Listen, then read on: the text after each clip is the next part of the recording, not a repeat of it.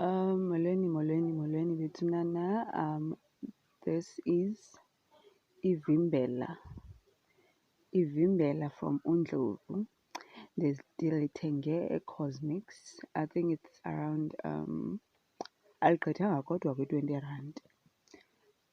Umsebenzi wevimbela, uyaziqaba ivimbela xa uyintombazana apha emathangeni for uba ungalalwa zizilwane ebusuku. Likuvimbela ezintweni ezimdaka uba ungalalwa zizilwane ebusuku, amagqwirha, into ezimdaka, zonke ezaa nto zimdaka zenzeka ebusuku.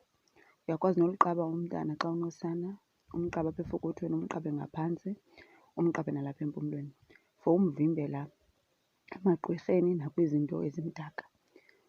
Ivimbela ke siyalisebenzisa naxa ufuna umzekelo, xa ufuna uzohamba nomntana.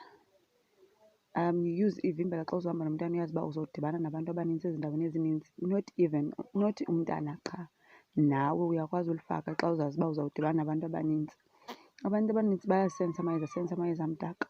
So azokuvimbela kwezaa zitofile zaba bantu because ezaa zinto zifakwa ngaba bantu zamayeza amdaka zihambe ziphumele emntwini obona o-ethe-ethe.